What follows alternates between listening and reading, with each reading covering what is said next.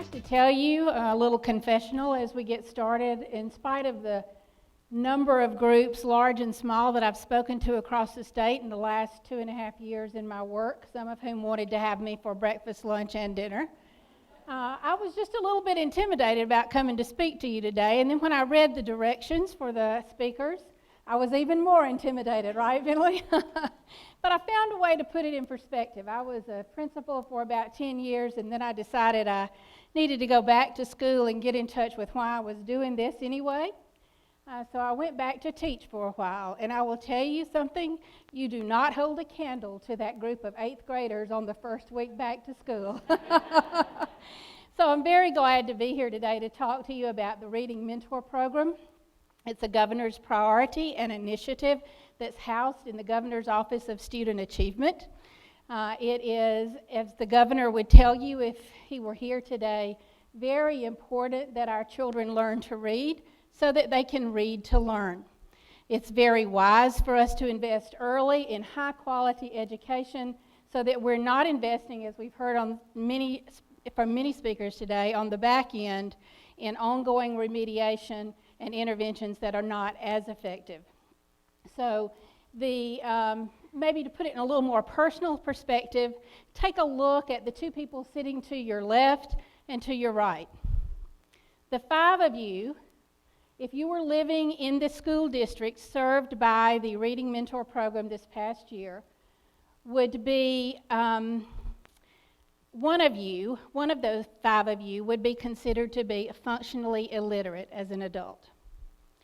Now that's a pretty alarming statistic for the adults, but it's even more alarming when you think about what that would mean for your children or your grandchildren if you were living in those school districts, and that they would be growing up with a 1 in 5 chance of being a functionally illiterate adult, unless we do something differently.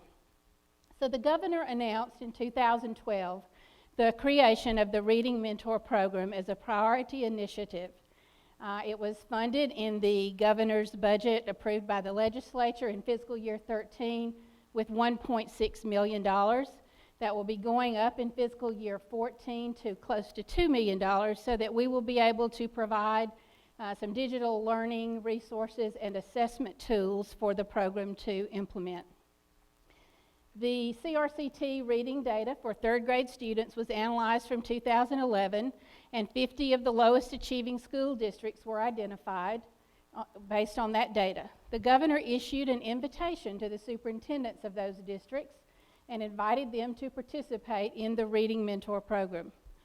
Those superintendents who accepted that invitation were then asked to identify 2 to 3 schools, elementary schools, in the district that would benefit from the intensive coaching, preparation, and support that would be provided by the Reading Mentor Program. We've heard from many speakers today why this is a wise use of money and why this was a good decision for these school districts to participate. 2012, 2013 was the initial year of what is a planned 3-year rollout for a capacity building program. Not designed to be a Band-Aid, but designed to be a tool to help schools and districts and teachers in their classrooms build capacity to improve reading instruction K through 3. The first steps that were taken in the development of the program were the identification and hire of the state director for the Reading Mentor Program, as well as the identification and hiring of 15 reading mentors. Very skilled reading teachers who have been highly trained since their identification. They participated in some very intensive professional learning early on and participated in the design of the actual work of the program this year. Those mentors soon began to partner with and develop working relationships in the 22 school districts across the state that chose to participate in this program. We also have 1 multi-district charter school participating with us, and we have 1 pre-K center network that is participating as well. That translates to 43 schools, 1,030 teachers, 15,200 plus students that were actually impacted by this program in its first year of implementation this year.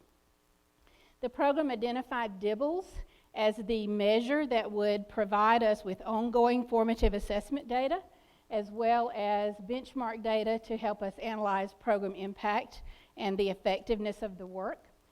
It's very much aligned with the grade level reading campaign. In fact, the reading mentors are working for the next month in Savannah at the summer reading program that has been done there in the past by the foundation.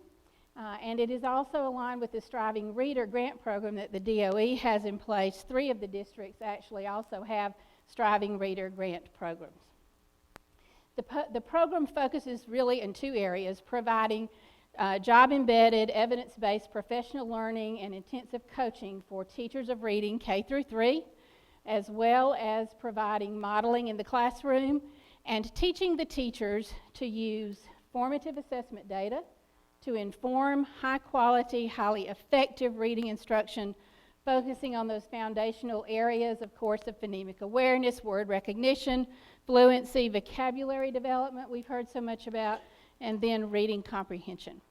The first year's data, baseline data for the program at the end of the year, the Dibbles measures, indicated to us that 55% of the students impacted by the program this year were reading at or above benchmark for their grade level. In Dibbles terms, that means that those students are 80% likely to continue on with regular classroom instruction to be successful, self-sufficient readers. The program has set strategic goals for school year 13-14 to increase that percentage to 70%, and for 14-15, which would be the 3rd year of the 3-year plan, to increase that percentage to 90%. So the Reading Mentor program will help us improve and increase the amount of highly effective reading instruction in the state.